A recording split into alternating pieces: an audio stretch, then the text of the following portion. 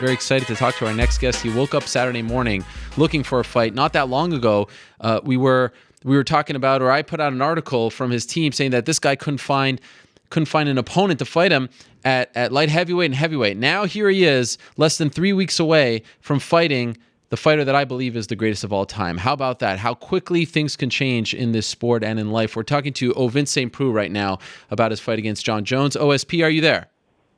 Yes, I am. Well, thank you so much for joining us, man. I know your life must be pretty hectic, a lot more hectic than it was just a few days ago. Let's start from the beginning. Where were you when you got the call that you were being considered for Jon Jones on 3 weeks' notice? I was just out running some errands and stuff, and I actually pulled up to the drive-thru I actually put up to the drive-thru. I was at KFC. And then after that, the lady asked me what you wanted, and I went ahead and paid the lady, and I just kind of took off. I was like, I don't want the food anymore. Wow. So I was like, I think I'm going to have to start doing an extreme diet. So, but I'm feeling pretty confident. I'm feeling really good. My coaches are kind of throw me in the deep end of the water. It's going to be like that for the next 2 weeks, and I'm more prepared for it. So, the fights like this don't come around that often. An opportunity presented itself. So, I'm definitely, taking advantage of it. So you're there, you get the call. When you get the call, is this from your team saying, hey, we got you this fight, or is this from someone saying, are you interested in this fight? What was that call like? Well, initially, I was, my trainer, Joey, called my phone, and he didn't say anything, but he called our head trainer. He the only thing that came out of his mouth was call Eric right now, which is Eric Turner's my head coach. And we said that. That's when I was like, shoot. And I called him, and I just kind of had a giggle when I called him. I was like, okay, give it to me. And he was like, well, and I was like, yeah, we can go ahead and go for it. It's something that we wanted. It's something that we're pretty excited about. And like I said, it's one of the opportunities that won't come. And, it's either me stick around for another, 2 years or so and try to wait for this opportunity to come again, or me just jump on it right now, and I'd rather jump on it right now. Yeah. You mentioned that you were pulling up the KFC, so I have to ask, what kind of shape are you in? I feel pretty good. I'm actually in pretty good shape. It's just the fact that I got to push. I'm in really good shape right now. Just the fact that I want to make sure I'm pushing myself for a 5-round fight. I was still running. Even on Friday, I was running on the treadmill on Friday, and I ran 3 miles in 20 minutes, 20:40. So I was feeling pretty good. And it's just one of them things. I knew this was going to happen.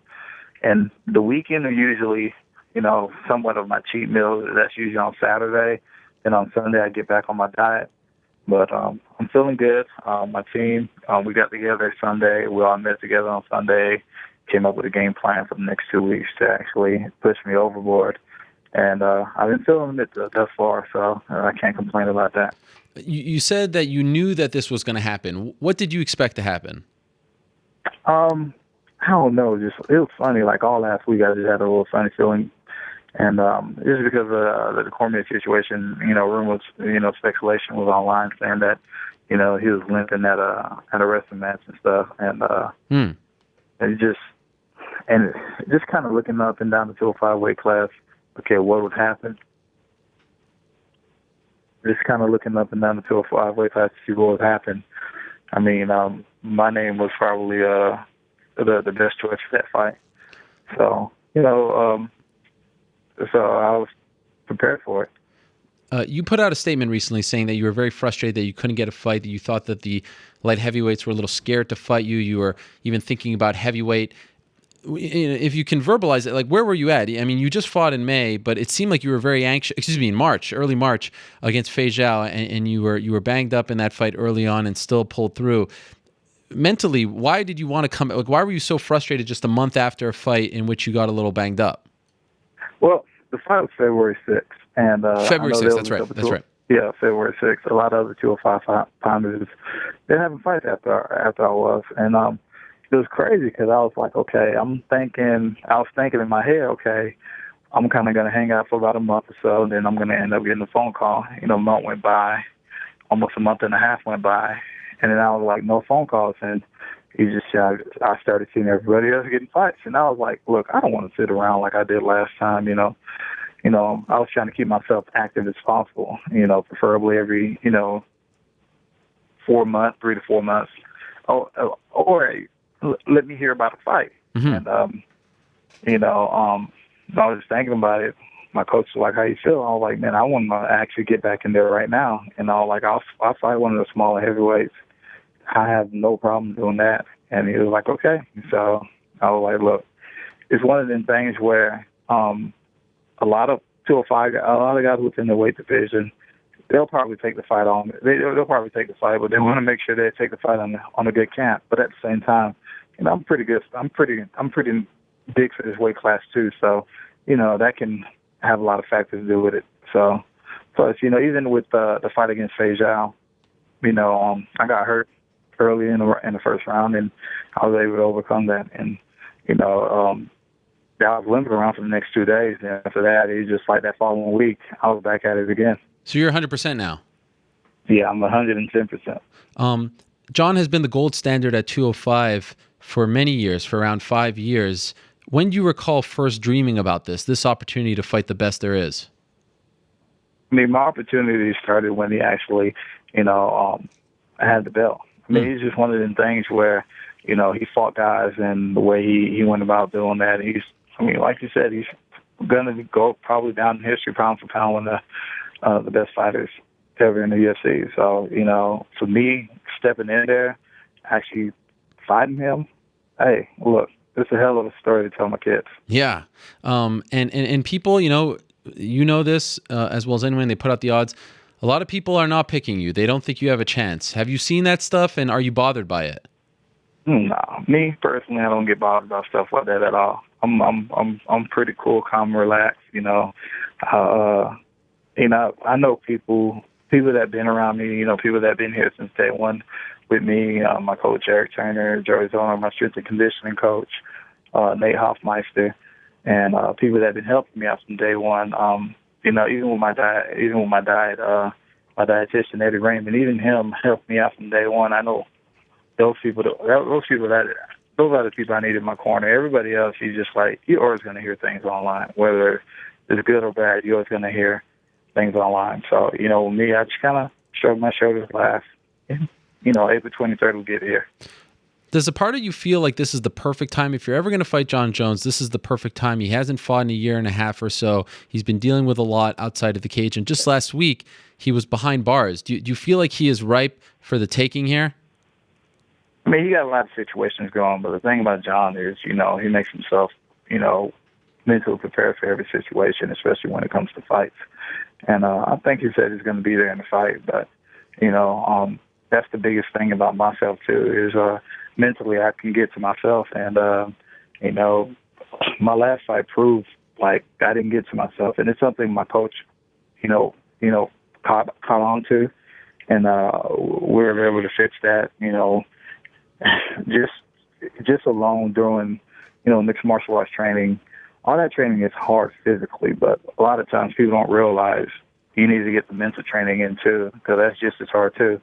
And when I first started, it was extremely frustrating, and like now I'm pretty much cool, calm, collective. Even now I'm mentally aware of what's going on, but I know these next 2 weeks is going to be hell. But at the same time, it's something that I need. It's something that I want. And I'm prepared to sacrifice everything. Shoot, I was actually supposed to, this weekend, Friday is my birthday. Oh, happy birthday. Flying down.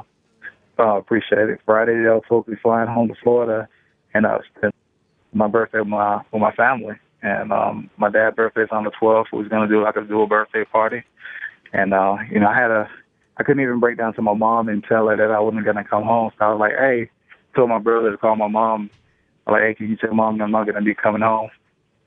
So my parents, they're Haitian. They don't, and it's crazy too. It's just like my parents don't put a lot of pressure on me. They don't understand the magnitude this fight is, just because, my parents, they born and raised in Haiti, so they don't understand. They just kind of hear people talking about it. Oh, you're going to fight again? Okay. They're just kind of nodding their head about it. So I just leave them in their own little world or whatnot and just let them be happy. That is amazing. Will they go to the fight? I mean, this is the biggest fight of your life. You've been an athlete your whole life, University of Tennessee, all that stuff, but nothing bigger than this. Will they attend on the 23rd? I don't think so. I don't think so. My dad got a little complications going on and stuff, so I think my mom just kind of hang out with my dad at home. So, they went to one of my fights. They enjoyed themselves. My mom was like, she probably won't go to another fight, but that was good. So as long as they can see on TV, they'll be good. Now, I don't know if you know this. I know you've been training and busy. An hour ago, Daniel Cormier was on this show, and he said that he would love to extend the invitation to you and your team to go to San Jose and train with him, Cain Velasquez, Luke Rockhold, those guys. And he can't be very active right now, but he wants to help you beat Jon Jones, and he wants to pay for your travel. And I know you're just finding out about this, and it's a lot to digest. It kind of threw me for a loop. But does this sound like something that you would be interested in? Well, actually, I was listening to the show when he actually said that, because he actually, I know Daniel. We talk every time I see him. We get to talk and stuff. And him and my manager Joey, they always text from time to time. But it's just one of them situations. Is like I said, since day one, I've been here with my trainer and stuff. It's one of them things that we talked about.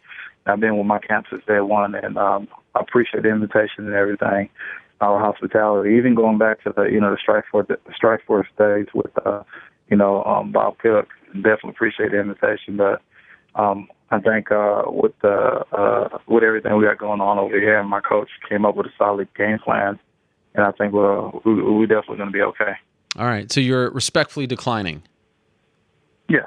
Okay, fair enough. I spoke to the first time I ever spoke to you was after your win over Benji Raddick in December of 2010. That was an amazing year. That was really a turning point year for you. You fought 6 times in 365 days or so, went undefeated. And I remember talking to you. I fought 8 times. 8 times. Yes, that's right. Okay, well, some of them was in 2009, right?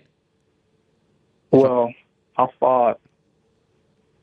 In the year's calendar, I fought 8 times. In a period of 7 weeks, I fought 3 times. Okay, yes, I'm looking at it right now. You're right. I can't count. In any event, I remember talking to you after that Benji Raddick fight, and you said that, prior to 2010, you were getting a little frustrated. You lost a couple in a row, and you actually considered retiring. Do you remember that? How close were you to actually walking away from the sport? I gave myself a year. I was like, if I can't turn this around in a year, I'm gonna probably call it a quit. And the reason that happened, because when I first started off, it was just one of them things when, the talent level was always there. It's just I was